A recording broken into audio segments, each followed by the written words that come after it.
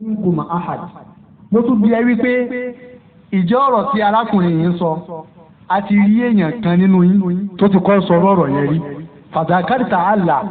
ó tún sọ pé kò sẹ́nì kankan tó ṣe kíni tó sọ ọ̀rọ̀ yẹn rí ó ní law qala ahadun hadha al-qawla qabila law kana ahadun law qala ahadun hadha al-qawla qabila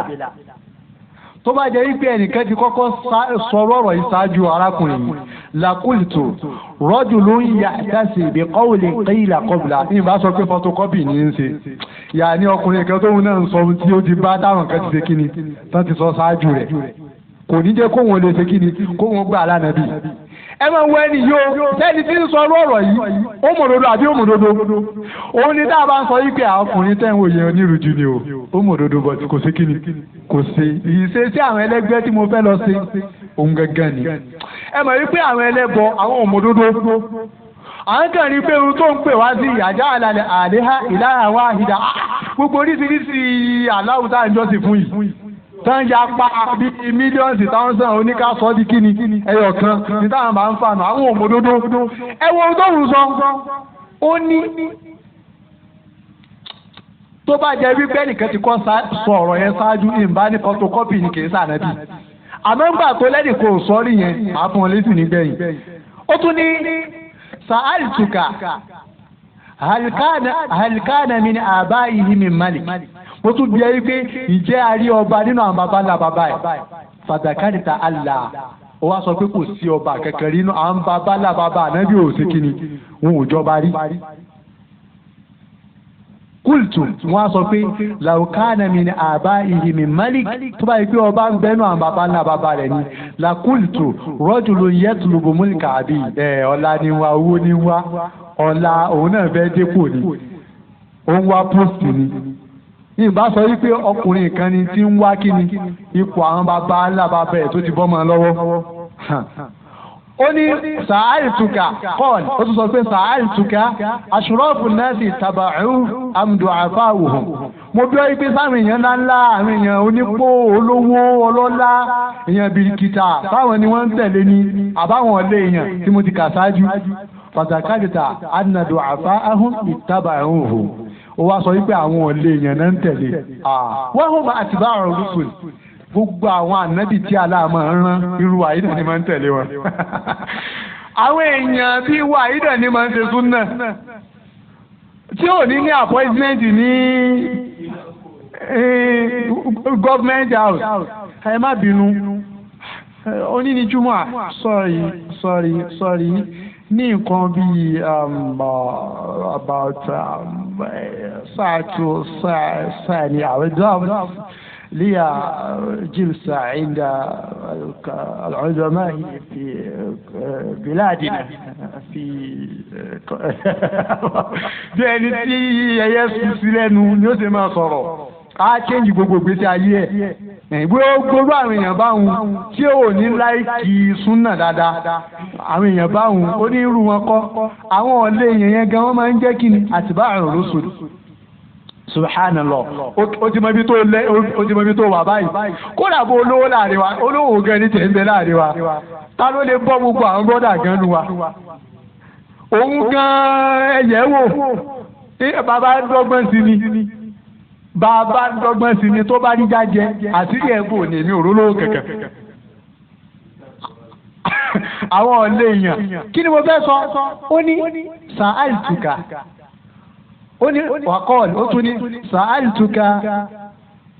hal yazidun am yanqusun mo tún bí ẹyí pé ṣé wọ́n lékún sí ni àbí wọ́n dínkù fatakalita annahum yazidun ó tún wá sọ pé wọ́n lékún sí ni ọ̀yà wa kadhalika amrul iman bẹ́ẹ̀ ni ọ̀rọ̀ iman tálàbá ni ó dé sáwùjọ kan bí ó ṣe máa lọ nìyẹn hátà yẹtìm títí tí gbogbo ẹni tí Allahu kọ́ dárọ̀ pé yóò jẹ́ mùsùlùmí ó fi wọ bẹ̀ tán láìláyé wọ́n máa dínkù sí náà ni àbí wọ́n máa lékún ni wọn ò ní dínkù láéláé. ó ní wasa'altuka mo tún bí ẹ hal yartaddu ahadun sakhtatan li dinihi ba'da an yadkhula fihi ìjà àti ẹ̀rẹ́ nìkan tó ṣe kíni tó tún padà sínú ẹbọ padà lẹ́yìn ìgbà tó ti wọnú ẹ̀sìn yẹn tán pátápátá fàtàkàtà àlà ó sọ pé ẹnìkan kì í jáde kú bẹ́ẹ̀ ó ní wàkàdáàlìkà al-iman hìnà tó khaliqu bashashatuhu al-quluba bẹ́ẹ̀ lọ̀rọ̀ ìmánì tí ìtutù ìmánì yàní ìmánì tó lálàáfíà tó bẹ́ẹ̀ ti lè rò pọ̀ mọ́ ọkàn wallahi gbogbo àwọn tẹ̀rí tán yàwọ́ yẹn ìmánì ò sí lára wọn ò dá ẹ̀sìn mọ̀ rárá àbí wọ́n dá àmà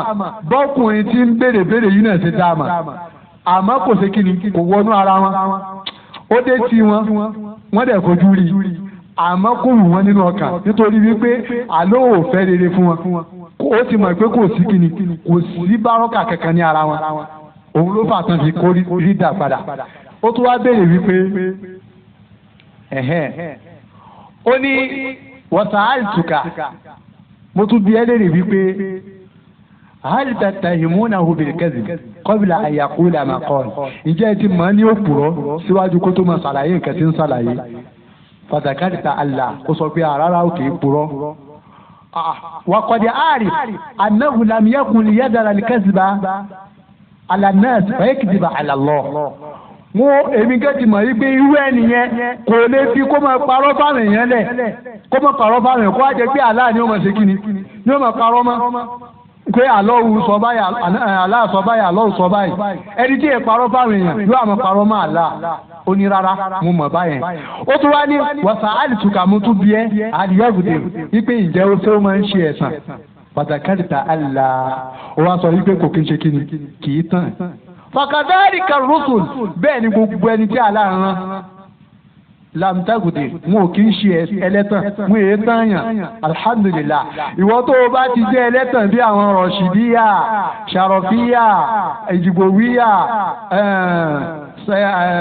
sàrùmíyà gbogbo àwọn yeye alàṣewíyà àwọn ìyanránranrun játijàti àwọn ìgbẹ́ẹ̀dì báwọn ìgbẹ́ẹ̀dì gẹ wúlò ìgbẹ́ẹ̀dì mùsùlùmí wúlò jù àwọn èèyàn olóòórùn ọ̀gbun àtọ̀lé báwọn àwọn àgbà dàdà nìdí ní báyẹn irú àwọn èèyàn báwọn ẹlẹ́tàn náà máa ń yà wọn ò ní ìwà àwọn òjíṣẹ́ àlọ́rù tọ́ àmọ́ ó ti mọ rẹ̀ pa síbẹ̀ ohun àgọ́ ọdẹ yẹn máa àmọ́ yẹn mo ń bọ̀ wá bá ẹ mo ń bọ̀ wá bá ẹ lọ́sẹ̀ tó ń bọ̀ inshallah kí ni mo fẹ́ sọ ń bẹ̀ ní wípé ó tún ní fa in kana ma taqulu haqqan ẹ̀wù nǹkan ó ní tó bá jẹ́ pé nǹkan tó ń sọ òdodo bá ní ibi tẹ́ mọ̀ rí pé ọkùnrin yẹn mo fẹ́ kẹ́ di ọ̀rọ̀ yìí o mo fẹ́ kẹ́ mọ ìyàtọ̀ láàrin àwọn ẹlẹ́bọ ìpìlẹ̀ àtàwọn onírúurú ṣe rí ọ̀rọ̀ kan bẹ tán máa ń sọ wípé ẹ̀yin náà bọ́ sínú gbó ẹ lọ sàlàyé sí fáwọn èèyàn àwọn èèyàn bẹ tán ń gbé egún bẹ́ẹ̀ ni lóòótọ́ ó yẹ ká pè wọ́n kódà kírísítẹ́nì ó yẹ ká ṣe kí ni ká pè wọ́n but àwọn Abdulrazak Abdulmajid Alaro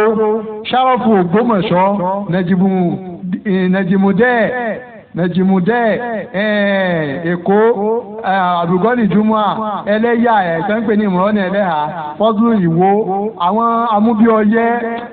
gbogbo àwọn èèyàn ránwọ̀n báyẹn tá a bá ń sọ fún ọ wípé wọ́n mọ̀ òdodo wọn ò sé ni wàá gé ní ẹ̀mí bíi hadithu yìí ó rí wípé Abu Sufyan ó ń sọ àwọn nǹkan tí wọ́n bá ànábì kù àti ohun tánàbí ń sàlàyé fún wọn tí wọ́n fi ṣe kíni àwọn ń ṣe nǹkan yẹn nídìí pé wọ́n kú ní ọpọlọ nígbà yẹn ni onígbàjà ìléyà yẹn wọ́n tún kú ní ìgbésí ayé wọn ò mọ pẹ̀ nínú ẹ̀sìn rárá kúfúrú yẹn ṣe kíni ó gbókùn ní ara wọn bọ̀tí àwọn eléyìí zulimu àti àbòsí gẹ́gẹ́ yàní jáàlù ṣéyìn wádìí ṣéyìn fi ghairi mawdi'i ìfi nǹkan síbi tí kì í sáyè rẹ̀ ó ti bayé àwọn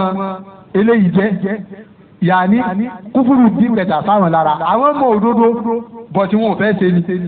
gbogbo ọ̀nà ni wọ́n á ń ṣáì láti dínà òdodo yẹn ìfi yí ọ nísìnyí ẹ máa wo ọkùnrin ọba yìí ní sọ̀rọ̀ o faqala li Abi Sufyan ó wá sọ fún Abi Sufyan pé fa in kana ma taqulu haqqan subhanallah àdìsùn yẹn ti fẹ́ parí tó bá jẹ́ wípé gbogbo nǹkan tí mo bí ọ tó dẹ̀ dá mi lóhùn rẹ̀ yìí òdodo bá ní fasayamliku mawdi'a qadamayhi hatayn sórí ibi méjèèjì orí pèrè bàbá mi tí mo gbẹ́sẹ̀ lé ipò tí mo wà yìí ànábì yìí yóò padà dẹni tí ó ní àyè wa qad kuntu a'lam annahu kharij mo ti mọ̀ wípé yóò padà wá wípé àlọ́ ògbé dìde làmọ́ akúni àdúnnù annahu minkum àmọ́ ohun tó kọ mí lóminú bẹ́ẹ̀ ni pé ìmọ̀ páàrí yìí ni ó ti jáde ọ̀dọ̀ àwọn làwọn ṣe kíni làwọn sọ pọ̀ sí pé tí ò bá jáde láàrin Yahud yóò jáde láàrin Nasara tó bá jẹ́ wípé ohun tó ń sọ òdodo pé ẹni yìí o gbogbo ohun tí mo bí ọ́ tó dẹ̀ dá mi lóhùn yẹn ó pé sáré lóòótọ́ òun gẹ́gẹ́ ni mo ti mà ànábì àlọ́wù ni ẹ bá wo ó ní wàlàó àní àkùlùsù wàlàó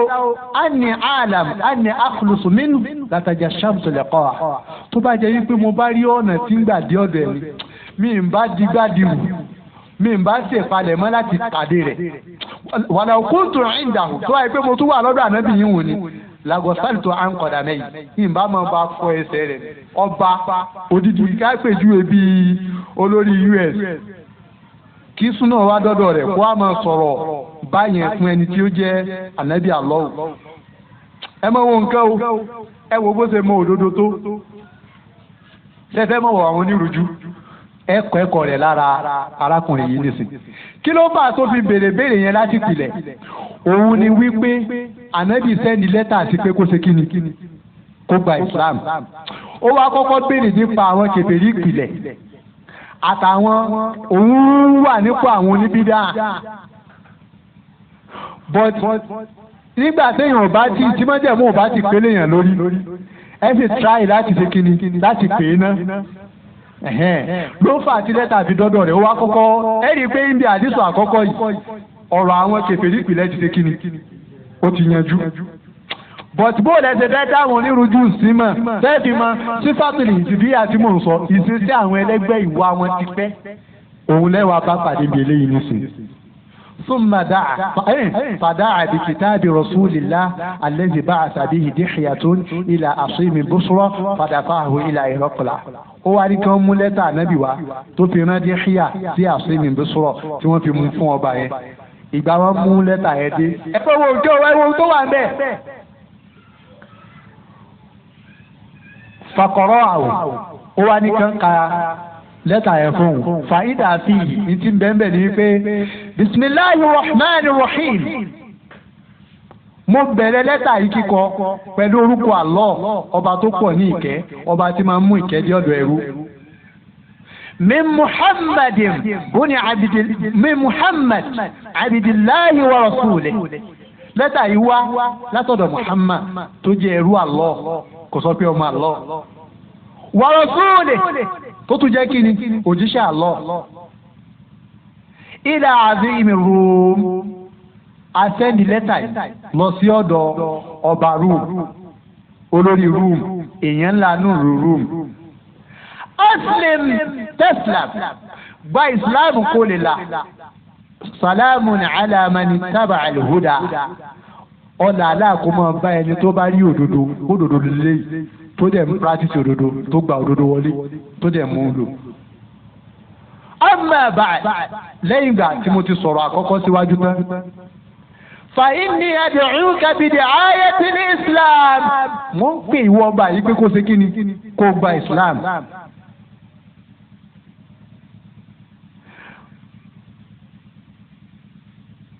yu'tika Allah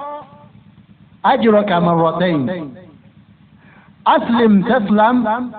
yu'tika Allah ajraka marratayn. gba islam kó lè là tó bá gba islam yẹn àló fún ọ ní kí nìyẹn ẹ̀san rẹ̀ ẹ̀mejì ni ẹ̀san àkọ́kọ́ ní kí ayé ó ti kọ́kọ́ ní iná ó tún wá lọ ní kíni alikiyama fa iná abẹ́yì tó bá wá kọ̀ tó gba islam fa iná alayka ismail arúgbìn ẹ̀ṣẹ̀ gbogbo àwọn tí wọ́n wà ní abẹ́ gọ́fúmẹ́ǹtì ẹ̀ ẹ̀ṣẹ̀ wọn sí kíni ó wà lọ́rùn ẹ̀ torí pé kíni gbogbo wọn náà kullukum ra'in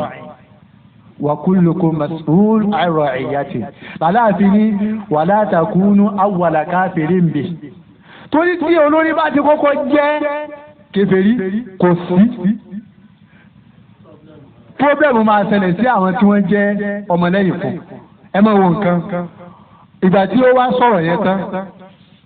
bí ó ṣe kọ́ ànábì wàkọ́ọ̀lì ànábì wa ní ya ahlal kitab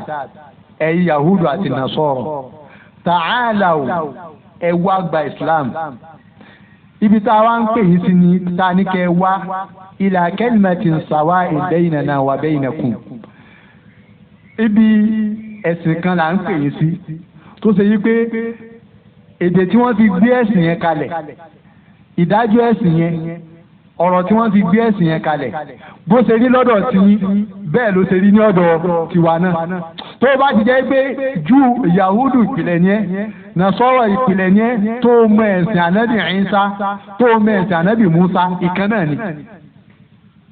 Allah na'budu illa Allah ntí àlọ́jọ rán àwọn gbogbo àwọn ànábì yẹn náà ni wípé àbọ̀rọ̀ jọ́sìn fún nǹkan míì ju Allah nìkan lọ wala nushrika bihi shay'an àdẹ́gbọ́dọ̀ sí ẹbọ pẹ̀lú Allah wala yattakhidha ba'duna ba'dan arbaba min dunillah àbọ̀dọ̀ múra lẹ́ni táwọn àfijọ́sìn fún. Yàní yàtọ̀ fún kí ẹnìkan kẹ́dìde kó sòfin sínú ẹ̀sìn kẹ́yìn kó dẹ̀ mú kẹ́ mọ́ ṣe báyẹn ìmú ẹlòmíì ní àrùbáàbù ni àbí kẹ́ mọ́ kúnlẹ̀ fún yàn kẹ́ mọ́ tẹ̀ fún yàn kẹ́ mọ́ gbà pé ẹnì yìí ó lè pa yín ó lè jí yín ó lè dọ̀rọ̀ yín rú ó lè tọ̀rọ̀ yín subhanallah ó lè fi yín sípò ó lè yọ yín kú ìmú yàn ní àrùbáàbù min dunillah ni ó dẹ̀ mọ̀ pé àwọn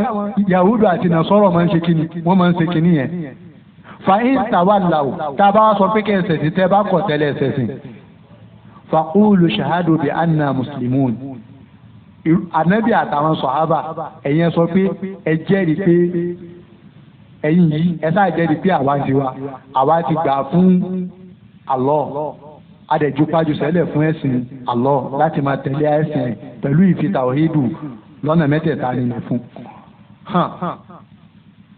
Fọlámà kọ́ọ̀lá mà kọ́ọ̀lá ìgbà tó ka sílẹ̀ àtọ́ báyìí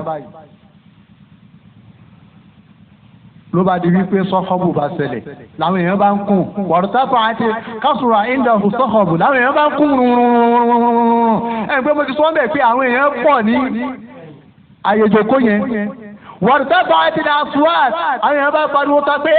ìwé èèyàn wo lélẹ́yìn ó ti lè mọ sọ báyẹn àwọn ló bá rí báyẹn ẹ̀mọ́rú nǹkan báyẹn ṣẹ́rí méjì ni gbogbo àwọn tẹ́ ń wò lórí ẹgbẹ́ kọ̀ọ̀kan yẹn TMC ni tàdọ́mù ni ìzálà ni tẹ̀blígì ni amadiya ni ṣíà ni sẹ́rẹ́ àwọn olórí wọn máa ń nẹ́sípàtì ni kọ̀ríbù ni nẹ́dúwà ni gbogbo wọn bá ṣe pọ̀ tó yẹn àwọn olórí wọn máa ń mú òdodo àwọn ọ̀pọ̀lọpọ̀ ọmọ lẹ́yìn ní efe kiri láti wá sọ fún wọn pé ń tá wà lórí ẹ̀yà burú ni ẹja túká wọ́n ti mọ̀ ní wọ́n bẹ́ẹ̀ náà àwọn ọmọ ẹlẹ́yìn gan tí wọn ò ní tẹ́gbà ṣíṣe ìtọ́n ti wọ́n èyí dẹ̀ fẹ́ kíjọ ń tú àwọn náà bá wò pé ẹ wo ẹja máa mánéjì ara wa bá wọn ìtòrí ìjì ó bọ̀ bàbá mánéjì ara wa ipò olórí dẹ̀ ni wọ́n kò rí àṣà ó pọ̀ fún àwọn ẹlẹgbẹ́ yẹn ó pọ̀ fún wa kí ni mo fẹ́ sọ mẹ́rin pé ìfẹ́ kí n jó lórí kí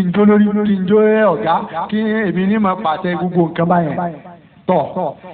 ìgbà táriwo wá pọ̀ fa òkòrí jìnnà Abu Sufyan ni wọ́n bá lé àwọn jáde fakultu li ashabi òun wá sọ fáwọn yòókù àwọn hina òkòrí jìnnà nígbà kan lé àwọn jáde pé lakọ̀dẹ̀ amúrò búni Abi Kabsha ọ̀rọ̀ Muhammad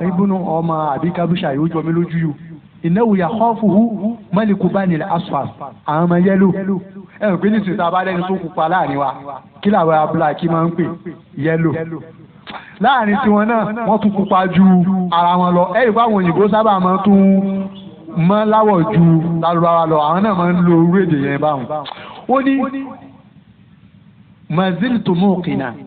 annahu sayazhab hatta adkhala Allahu alayya al-islam láti gbà yẹn mi ò yẹ mi ò gbò lẹ́ni tó máa mọ̀dájú pé ànábì yóò padà hàn káàkiri gbogbo ayé títí tí Allah òfin ní kí islam ò fi kíni kó tàn lọ́dọ̀ òun tóun náà fi gba islam tọ̀ ẹ wá wo ohun tó ṣẹlẹ̀ o ẹ mọ̀ yí pé ọba ò tí sọ̀rọ̀ àwọn ọmọlẹ́yìn ni wọ́n yarí pé irú èwo leléyìí وكان ابن ناظور بس وعنو حديث ينيو صاحب إلياء وهرقل سقفا على نصارى الشام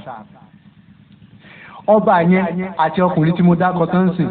wọ́n jẹ́ olórí fún àwọn nàṣọrọ ṣáàmù àwọn òkè ń ṣe kíni jù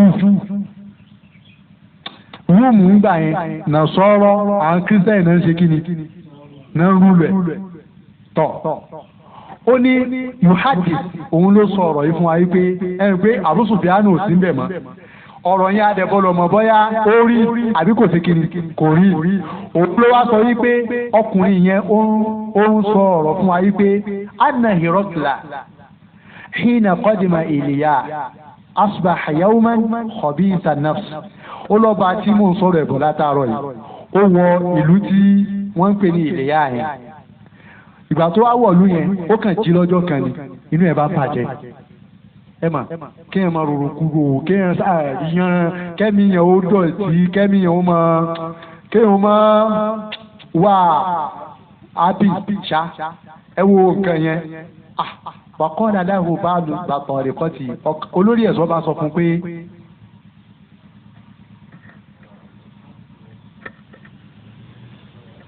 olórí inshallah tá a bá kírun tán pẹ̀lú ìyọ̀ǹda Allah subhanahu a máa bá ìyókù lọ láì fi àsìkò ti tó lọ́wọ́ àná.